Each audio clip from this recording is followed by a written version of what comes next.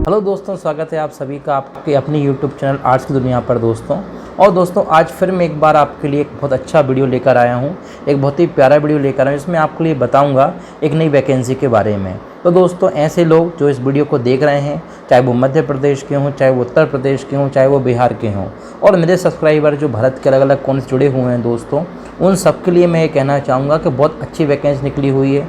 Delhi state के द्वारा यानी कि दिल्ली राज्य के द्वारा ये वैकेंसी निकली हुई है, जिसमें आप लोग जानते हैं DSSS करके एक पूरा आयोग होता है जो परीक्षाएं कंडक्ट कराता है। तो जैसे कि आपने सुना होगा कि मध्य प्रदेश में व्यापम होता है, उत्तर प्रदेश में आपका उत्तर प्रदेश सबऑर्डिनेट बोर्ड होता है, वैसे ही आपका दिल्ली स्टेट सबऑर्डिनेट बोर्ड का ये पूरा आपका एग्ज़ाम रहेगा। तो दोस्तों इसमें वैकेंसी अगर मैं आपके लिए बात करूँ तो PDF में हम बहुत अच्छे से जानेंगे, लेकिन उसके पहले मैं थोड़ा सा आपको बताना चाहूँगा कि वैकेंसी दोस्तों कौन कौन सी आपके लिए दी हुई हैं। तो दोस्तों अगर आप एजुकेशन सेक्टर में जाना चाहते हैं, अगर आप गवर्नमेंट जॉब में टीचर की जॉब करना चाहते हैं दोस्तों, तो आपके लिए बहुत अच्छा मौका है।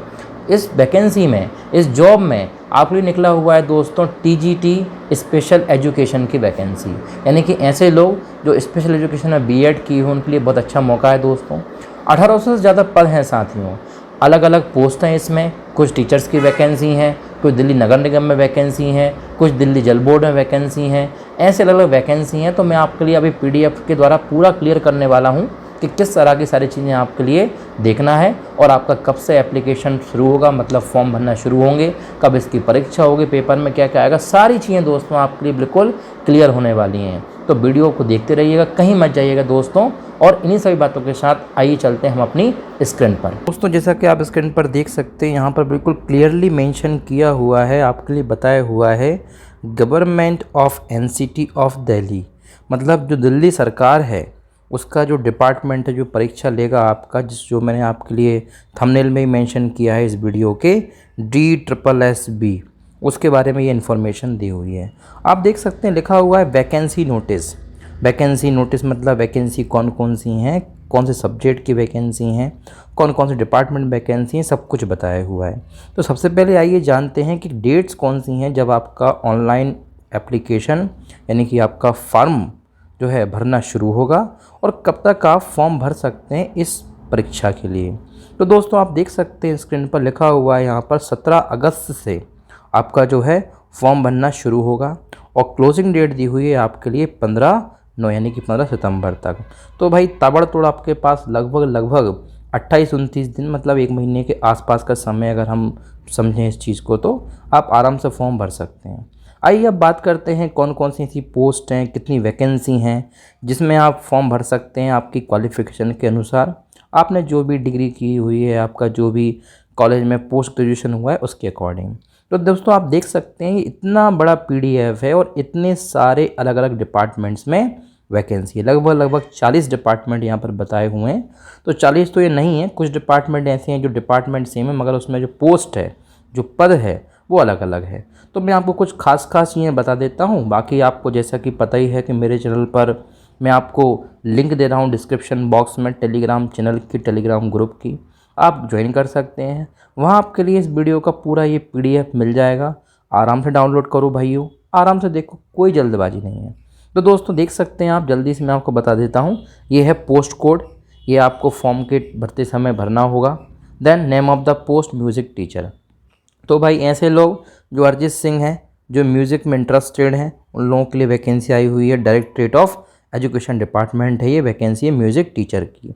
कितनी वैकेंसी हैं दोस्तों, तो आप यहाँ पर देख सकते हैं आपके लिए वैकेंसी हैं अनरिजर्व में, मतलब जनरल में 69, OBC में 54, SC में 18, ST में 23, EWS में 18, मतलब भाई टोटल 182 वैकेंसी आपके लिए यहाँ पर दी हुई हैं। तो दोस्तों अच्छा मौका है अगर आपको म्यूज़िक में इंटरेस्ट है, अगर आप ऑलरेडी म्यूज़िक प्रोफेशन में काम कर रहे हैं, आप स्कूल्स में काम कर रहे हैं, तो डेफिनेटली भाई आपको ट्राई करना चाहिए। सेकंड आपके लिए दिया हुआ है दोस्तों TGT के बारे में।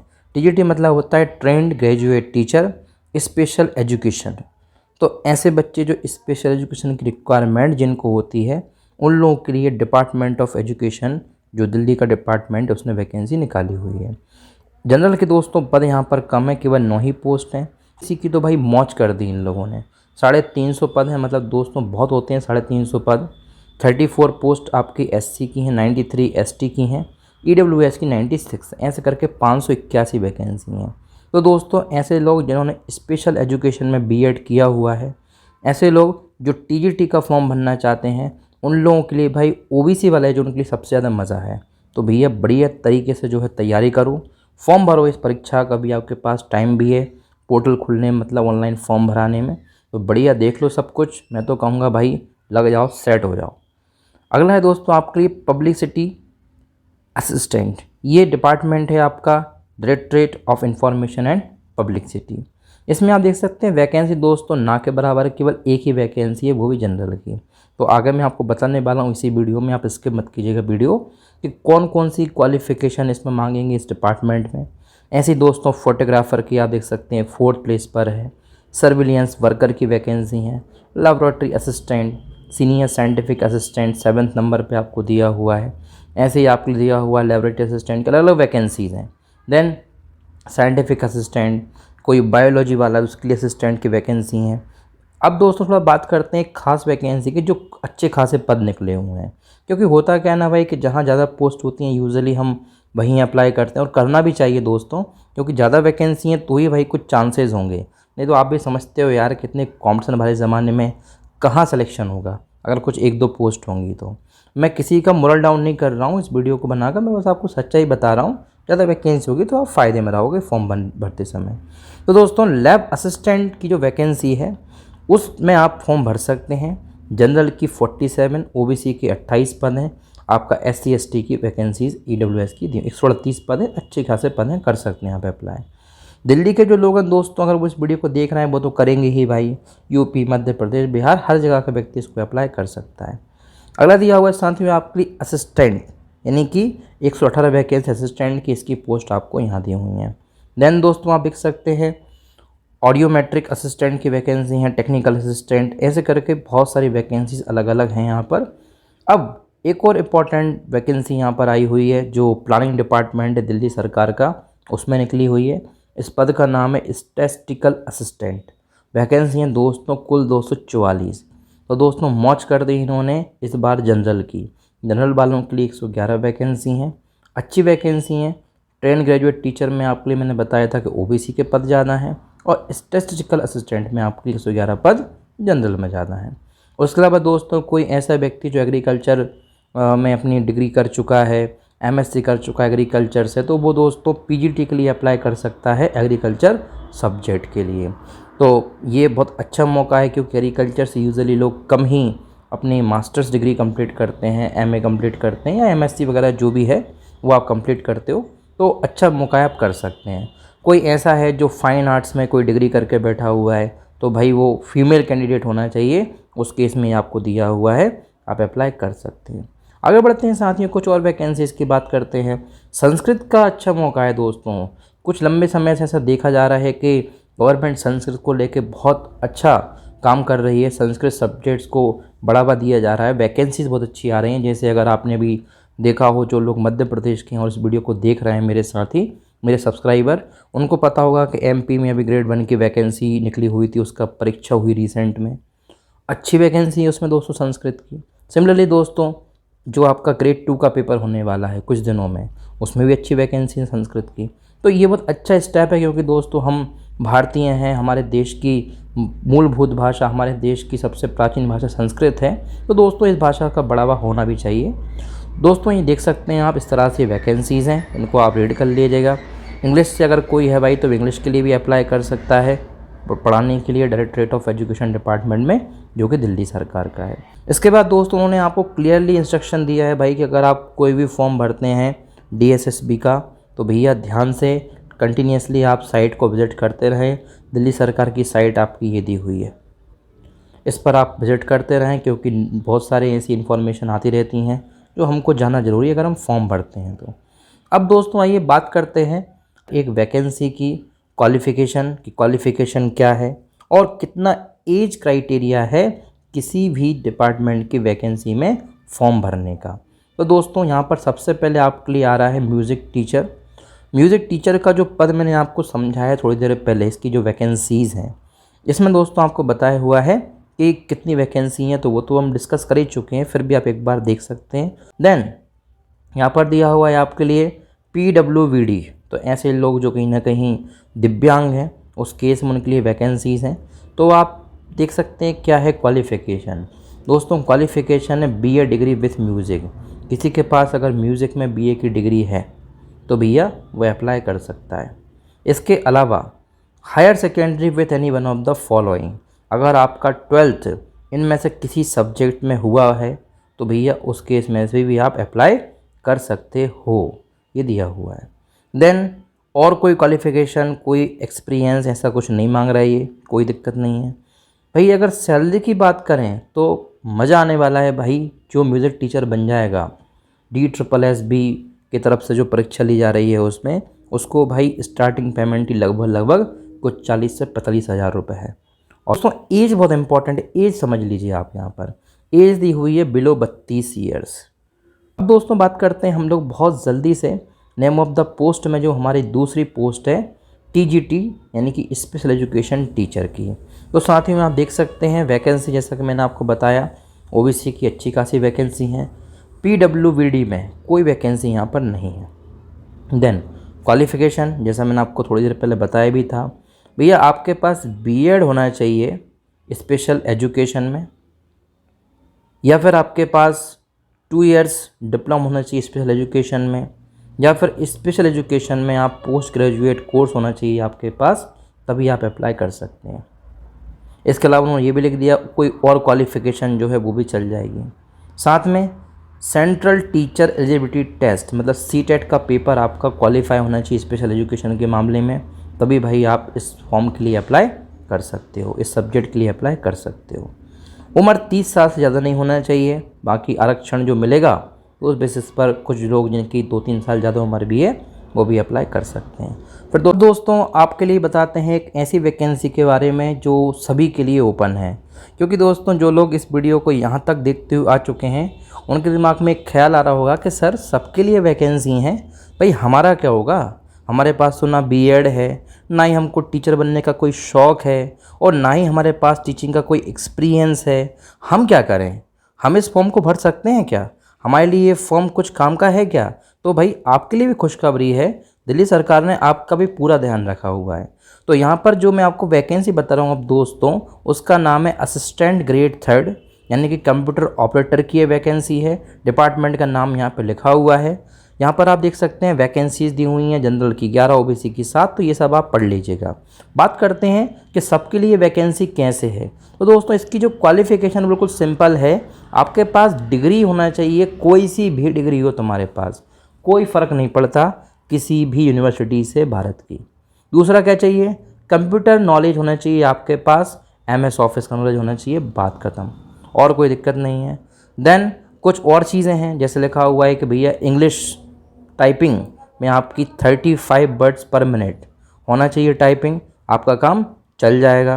दूसरा लिखा हुआ है एक कंप्यूटर सर्टिफिकेट चाहिए जो सरकार के द्वारा, चाहे राज्य सरकार हो, चाहे केंद्र सरकार हो, चाहे कोई प्राइवेट इंस्टीट्यूशन हो, उसने आपको जारी किया हो। तो भाई अगर कंप्यूटर में आपका DCA डिप्लोमा होता है कंप्यूटर का, MP में तो DCA बहुत चलता है, बाकी जो लोग अलग अलग स्टेट्स के इस वीडियो को देख रहे हैं उनको ही पता होगा। तो ऐसा डिप्लोमा अगर आपके पास ग्रेजुएशन है किसी भी सब्जेक्ट में तो भाई आप अप्लाई कर सकते हो। सैलरी आप देख सकते हो यहाँ पर दी हुई है। एज की बात करें तो ऐसे लोग जिनकी उम्र 18 से 27 साल है केवल वही अप्लाई कर सकते हैं, बाकी आरक्षण वाले लोग अप्लाई कर सकते हैं। ऐसी एक और वैकेंसी है दोस्तों यहाँ पर आपके लिए दिया हुआ है जिसमें भी सभी लोग अप्लाई कर सकते हैं।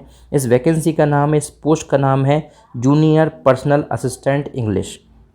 अब वैकेंसी दोस्तों यहाँ पर कम ही है, केवल 7 ही वैकेंसी हैं। तो मैं आपको यही बोलूँगा कि आपको लगता है तो ही आप अप्लाई करना, अदरवाइज़ आप इस पोस्ट के लिए अप्लाई ना करें। असिस्टेंट ग्रेड के लिए ज़रूर आप अप्लाई कर सकते हैं। तो इसमें भी आप देख सकते हैं दोस्तों लिखा हुआ है आप ग्रेजुएट होना चाहिए किसी यूनिवर्सिटी से। शॉर्ट हैंड में आपका 80 शब्द प्रति मिनट या फिर 40 शब्द प्रति मिनट टाइप राइटिंग आपकी इंग्लिश में होना चाहिए। कंप्यूटर के बारे में आपको नॉलेज होना चाहिए, MS वर्ड MS एक्सेल पर काम करने का नॉलेज होना चाहिए। इसके अलावा डिज़ायरेबल क्या है, जिसके पास पोस्ट ग्रेजुएट डिप्लोमा है कंप्यूटर एप्लीकेशन में, उन लोगों को भी डिज़ायरेबल है ये क्वालिफ़िकेशन। मतलब ये ज़रूरी नहीं है लेकिन है तो बहुत अच्छी बात है, कुछ आपको बेनिफिट दे सकते हैं वो लोग। तो दोस्तों ये एक वैकेंसी और है जिसमें सभी लोग अप्लाई कर सकते हैं। तो ये तो हमारा वैकेंसी का सेक्शन हो गया साथियों। अगर कि दोस्तों ये है पीजीटी संस्कृत की वैकेंसी का एक छोटी सी इन्फॉर्मेशन और आपके लिए। आप देख सकते हैं संस्कृत का मैंने आपको थोड़ी देर पहले बताया था, संस्कृत सब्जेक्ट पढ़ाने का अगर आप इंटरेस्टेड हैं, अगर आप पढ़ा रहे हैं तो वैकेंसी तो कम है, 13 ही वैकेंसी हैं, लेकिन आप अप्लाई कर सकते हो। दोस्तों यहाँ पर सैलरी बहुत अच्छी है, लगभग 47,000 रुपये से पेमेंट आपकी स्टार्ट होगी। आपके पास मास्टर डिग्री होना चाहिए संस्कृत में और साथ में आपके पास बीएड होना चाहिए।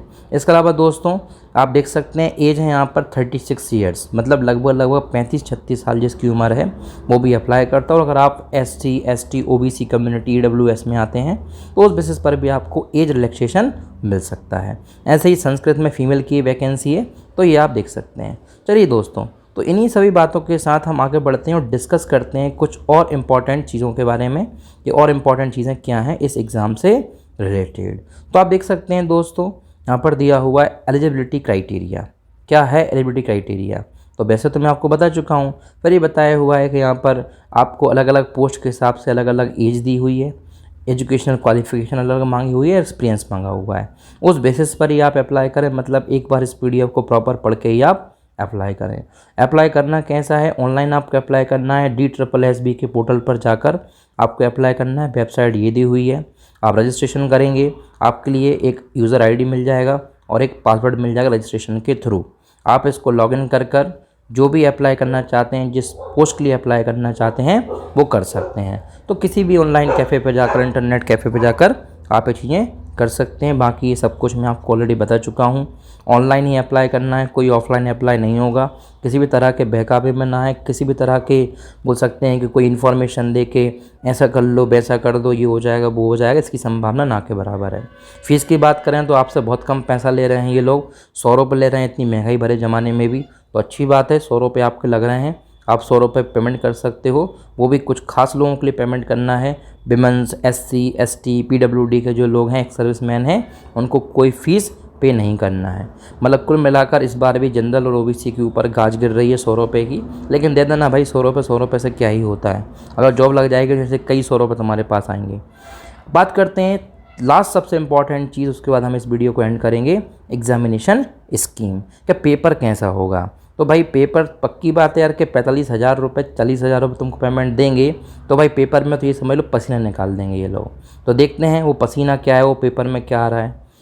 टेक्निकल टीचिंग 1 टायर, मतलब एक ही पेपर होगा।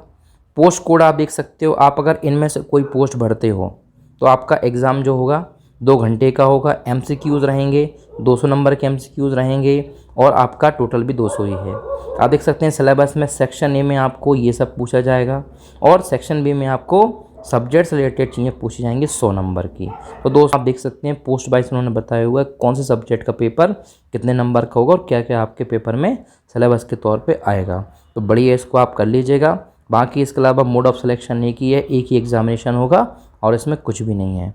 देन दोस्तों अगर मैं आपको कुछ और चीज़ें जल्दी से बताऊं इस वीडियो के बारे में, इस टॉपिक के बारे में, इस जॉब के बारे में, तो ये देख सकते हैं आप। वैसे तो PDF आप लोग पढ़ ही लोगे, बट देख सकते हो SC ST जो है ग्रुप B और C की अगर कैटेगरी के लिए अप्लाई करते हो 5 साल का आरक्षण, ग्रुप B और C के लिए OBC को 3 साल का, PWBD को ग्रुप B और C के 10 साल का, 15 साल का PWDB हो आप, मतलब पब्लिक पर्सन विथ डिसेबिलिटी हैं अगर आप, यानी कि दिव्यांग हैं और SC ST में आते हैं तो 15 साल का आरक्षण, अगर आप दिव्यांग और OBC में आते हैं तो 13 साल का आरक्षण। मतलब 13 साल आपको एज रिलैक्सेशन मिलेगा, आरक्षण नहीं है, ये एज रिलैक्सेशन है। तो दोस्तों इस तरह से कुछ चीज़ें आपको और समझनी है। तो आई होप आपको सब कुछ क्लियर हो गया होगा एज़ पर दिस वीडियो, और DSSB क्या है, कैसी वैकेंसीज़ हैं, क्या करना है क्या नहीं करना है। बाकी इसके अलावा आपके जो भी डाउट्स हों, आपके जो भी सजेशंस हों, ये सारी चीज़ें आप कमेंट कर सकते हो। कोई भी कन्फ्यूज़न है तो आप मुझे बता सकते हो, मैं बिल्कुल आपकी श्योर मदद करूँगा। तो इन सभी बातों के साथ एंड करता हूँ इस वीडियो को। तब जय हिंद, जय भारत।